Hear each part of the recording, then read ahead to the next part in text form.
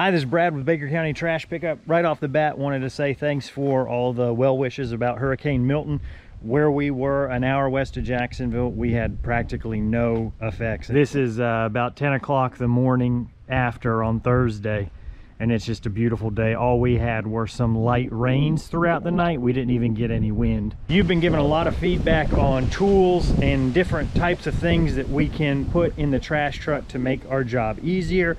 We're starting to do that now. So I think maybe every week I'll feature one new item that we've got for the truck. If you're interested, there'll always be a link for it. The first one we've added, and it already matches in color, so that's good, is this Ettenwolf Vortex S6 air compressor. Now, if you remember from an older video, our truck caught a nail in the landfill, and we made it home, but the low air pressure tire warning was going off. Having an air compressor, I'm not sure if you've got a blowout if it's going to help, but if you have a slow leak, my thoughts are that it's better than nothing, and it could help us limp home on the tire that we have versus having to stop on the side of the road with a complete flat. Because I don't have a spare on this vehicle. I don't even think I'd have the tools to change it on the side of the road because of how heavy it is. So our air compressor from Ettenwolf lives right behind here, just enough space to tuck it behind. Comes in a little carry case.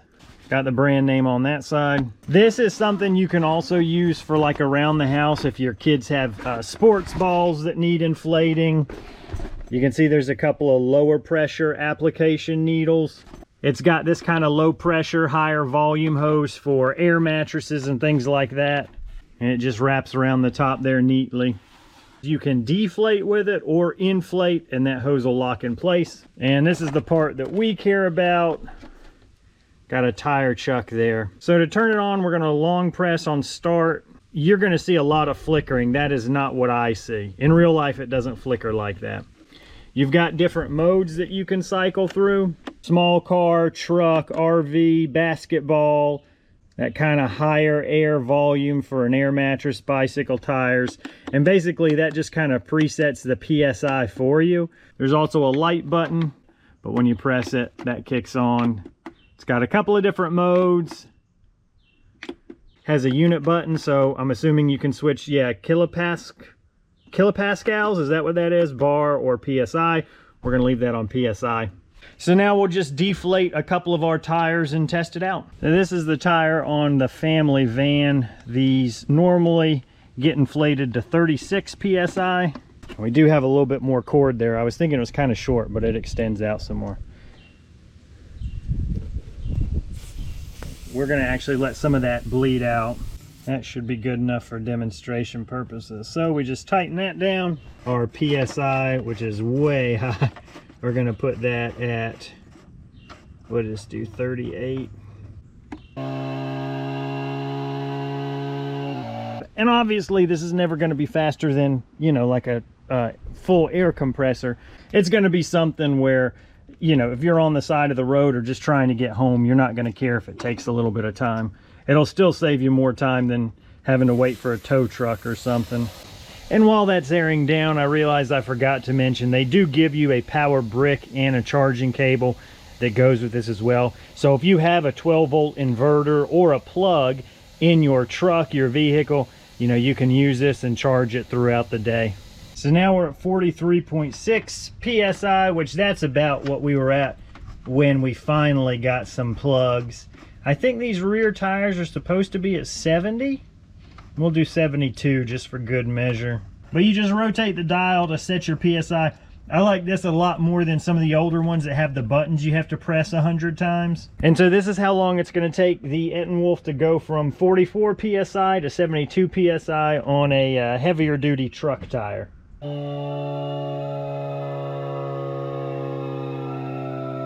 All right, so that one actually filled it to 73 PSI, it looks like. You can see our battery is, well, it's flickering between 1 and 2. So what is that? Somewhere between 25 and 50% battery remaining. Whether or not you're interested in a product like that is up to you. All the links down in the description. I think they're giving you a coupon code so you can save a little money. So if you want to check that out, that's there below. But also let me know what you think of the idea of showing you some of the tools that I'm getting for this. Like next week we'll look at the spill kit that I got, and now we'll get into this week's video. Probably the most important thing to start with this week is somebody asked for a point of view or POV camera angle, so that's what this entire video is. I completely understand if you don't like it. I am not a fan of it myself, I think. I believe it tends towards motion sickness in viewing versus the fixed camera mounts that you've been used to. But I did feel like it was worth a try. So I completely understand if this video is not one that you're able to watch because of that. We have to shut the PTO off when we move, so I just do these right next to each other rather than have her move a little bit.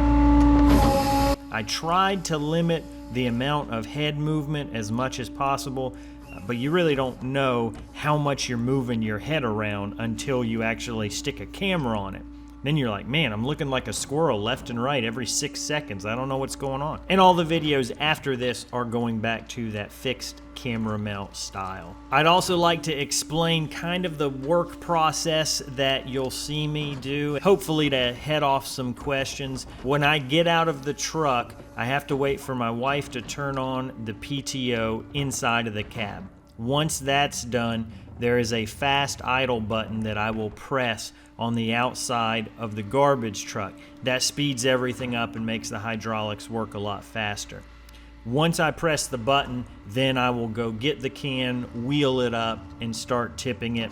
Once the trash can is empty and it's back at the street, the last thing I'll do is press that fast idle button again, which will deactivate it and slow the PTO down. That's kind of my signal to Kendall that I'm done with the PTO, and then she can shut it off and start putting the truck back in gear.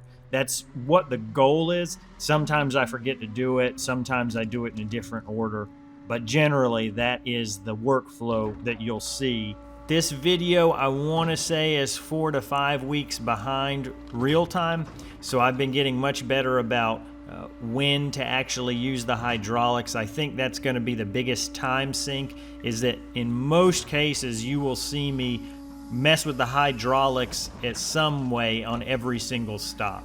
I mean, obviously the tipper hydraulic, I have to do that every stop, but the packer blade and the slide, those I don't really have to do every stop, but I think I still mess with them every stop in this video. So as I get better, I know last week I tried to make a conscious effort, to use the packer and the sweep as little as possible, and it did save a lot of time. If I'm at a stop and all I have to do is tip the can, then it can be less than 20 seconds. Now it's a little bit longer if I'm shutting the camera on and off, but hello buddy. Cutting out the time that I'm fiddling around with YouTube stuff, if I'm just hopping out, getting the can, putting it on the tipper, tipping it in the truck, putting it back on the curb, that's under 20 seconds. I didn't get my gloves on quick enough. Running the blade and the sweep, that adds anywhere from another 20 to 40 seconds. Oh, this one's heavy. Depending on how many cycles I need to run. I received a comment a while ago, I can't remember how old, it wasn't too old, but warning me against pulling on the opposite side of the street for trash pickup, which you will see on this video. The only time we do that, park on the opposite side of the street, is when we're inside of a neighborhood that has, you know, like 15-mile-an-hour road limits. We don't do this on public highways or roads that are very busy. There are some busy roads where we will pull on the opposite side of the street in the ditch, or we'll go in somebody's driveway. You'll see that as well. But if we are parked on the opposite side of the street, like we're just completely in the wrong lane of traffic, that's only when we're inside of a neighborhood where folks are only traveling at 10 to 15 miles an hour anyways. You got plenty of time, you can do it.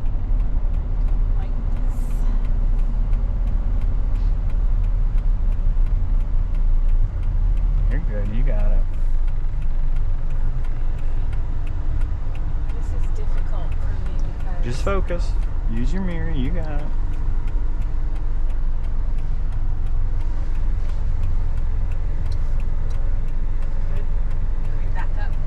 First you need to, hold on, stop, don't turn that wheel yet. Turn that wheel back the way it was. Once this car passes, you need to straighten out some. Just a little bit. You're turning way too much now. I just wanted you to keep it where it was. A little bit more. Okay, good, perfect, right there. Now straighten out there and then go straight back.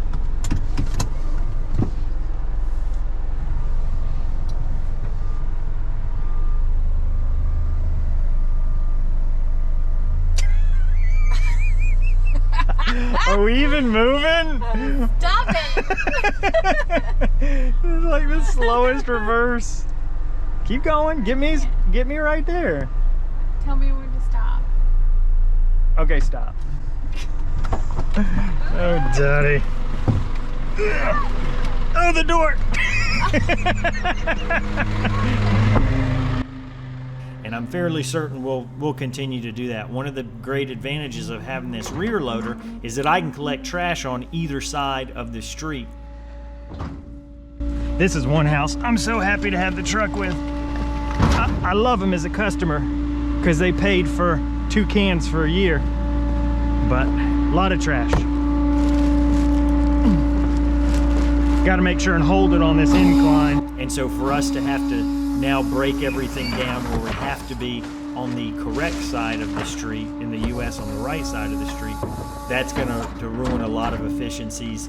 And I'm not certain that it's a necessity, especially if we're just doing that inside get out of here, buddy. of neighborhoods. No, Could I be wrong? This way. Absolutely. There you I'm go. just giving you my thoughts on it as we stand. I've also gotten a lot better gloves than the ones you see me using. I've learned that you need something with a wide cuff that it doesn't have any kind of elastic, because you're taking your gloves on and off however many stops. If there's 80 something trash cans, which there is currently, I don't know what there was in this video yet, I'll figure out the numbers later, but that's a lot of seconds that can be lost to putting on and off gloves, so they have to be as quick as possible. So now I've got some real wide brim ones that are like all PVC and what was that? Glass. Chemical and water resistant, and they go halfway up my arm, but they're real loose and easy to get on. I don't know if I focused on a negative comment in a while, but I would like to talk about one, because I think this is important for you as an individual to realize when somebody may have valid criticism and when somebody is just having a terrible day and nothing that you do will make them happy. This is when I was troubleshooting issues on this garbage truck. It was about a 10-minute video where I said, this is wrong, let me see if I can figure out what's wrong. Okay, to fix it, I need to do this. This is the next thing that's wrong, let me figure out what's wrong with that. And I mentioned that I didn't have a good purchasing experience from the dealer, and then on screen I said something about that the salesman completely forgot that they had even sold me the truck, because like a week and a half ago they called and left a voicemail and said, hey, I just want to see if you're still interested in that Isuzu rear load.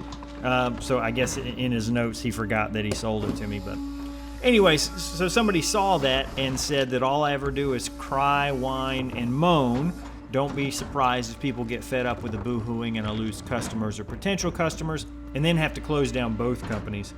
So the idea that me troubleshooting a commercial vehicle that I've purchased, I really don't feel like I was crying or whining about any of it. That's what it looks like. You're just a couple inches above death.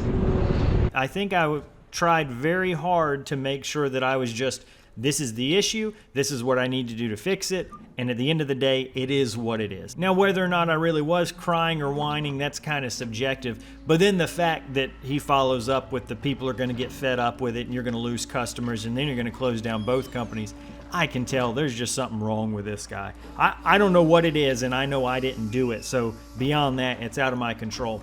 But the important lesson for you, the viewer, is I do believe there are times where someone can say something and they are right. Like when I started these videos out and someone asked a question, I was assuming that they were asking it with a bad tone, or they were asking it meanly.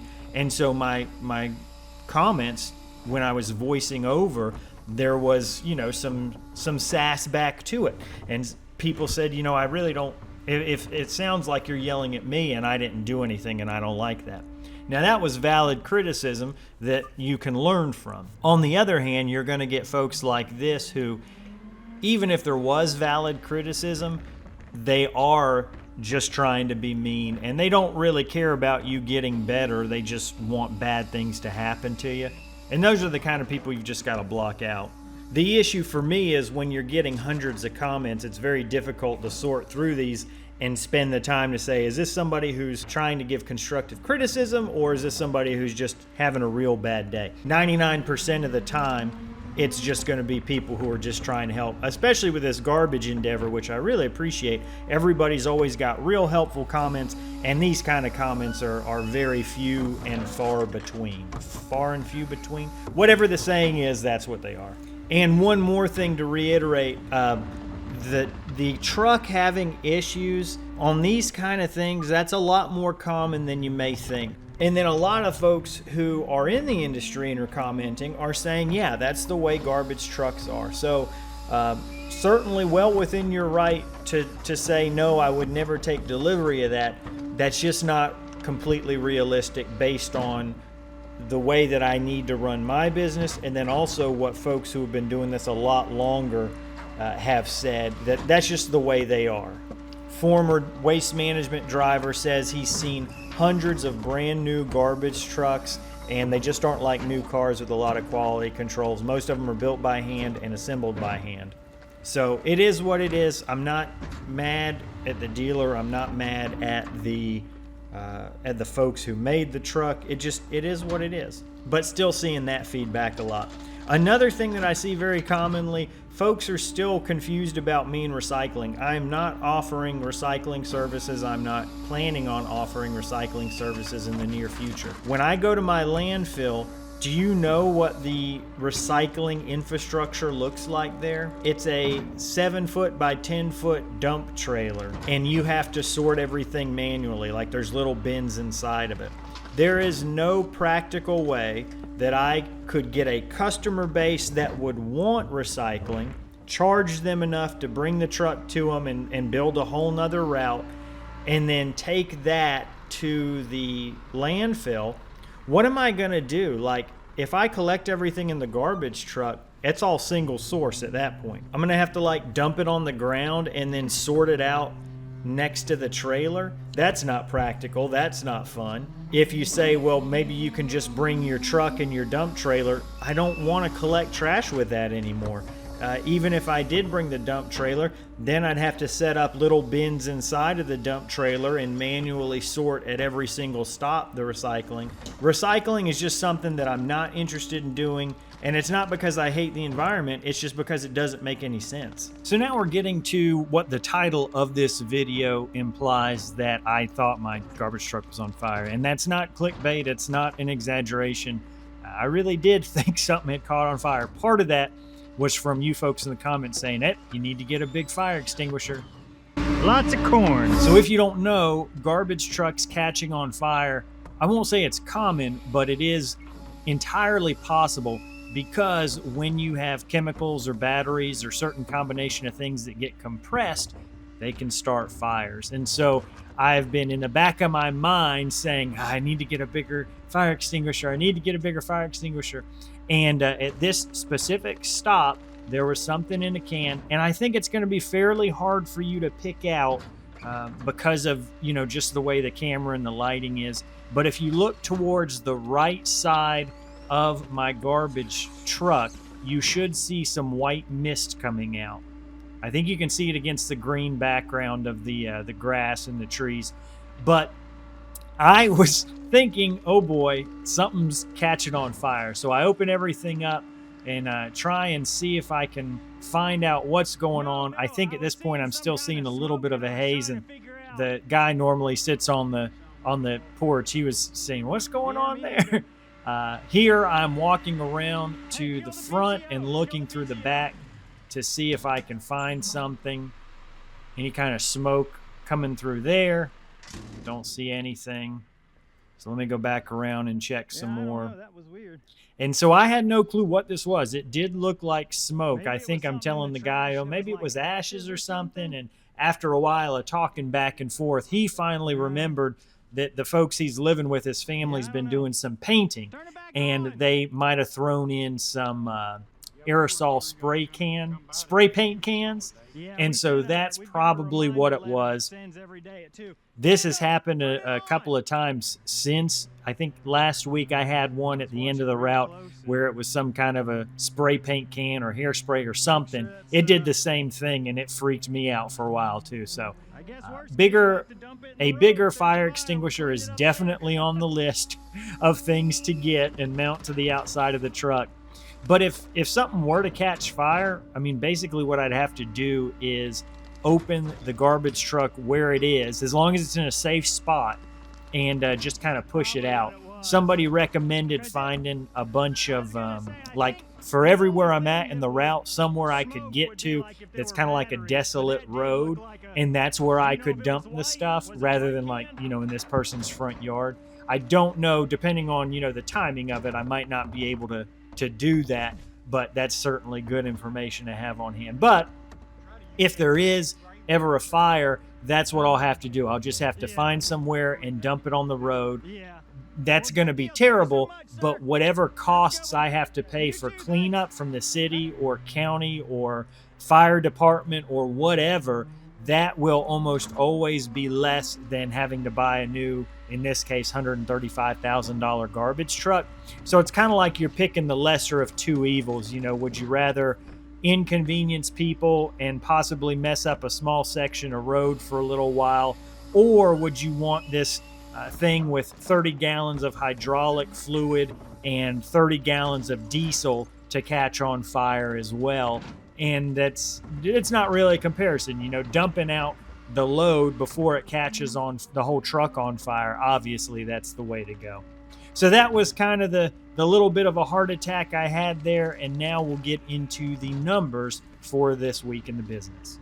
Now, starting this week, we are going to see a consistent decline in the number of customers. Part of that is because around this time, which, looking at the dates, it was the last week in August, that's when I stopped sending out mailers.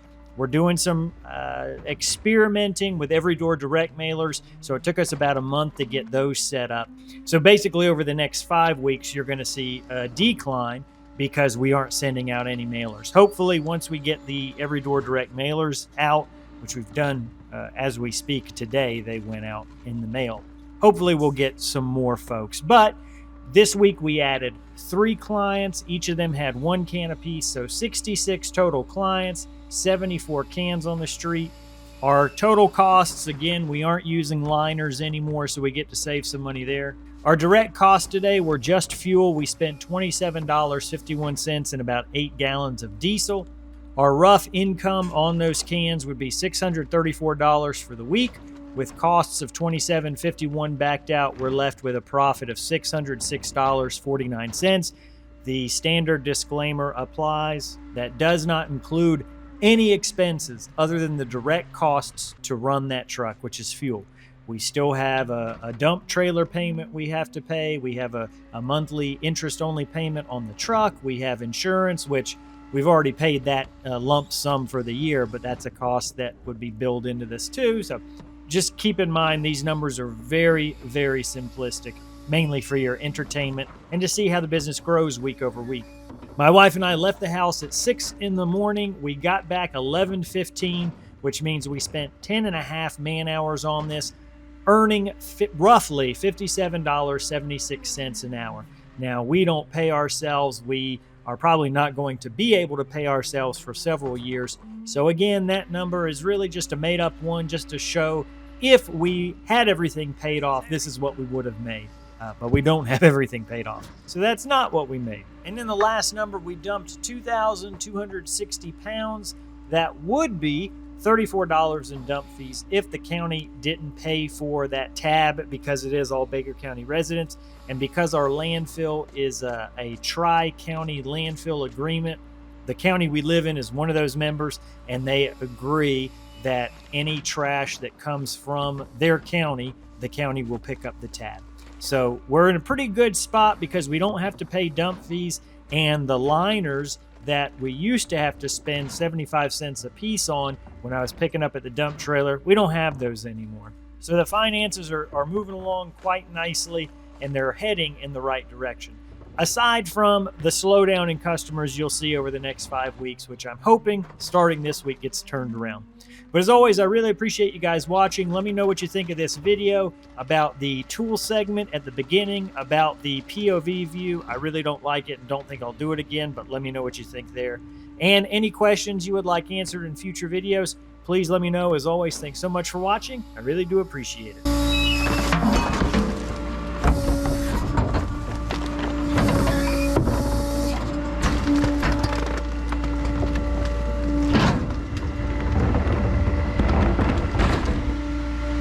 Poor little Tigger.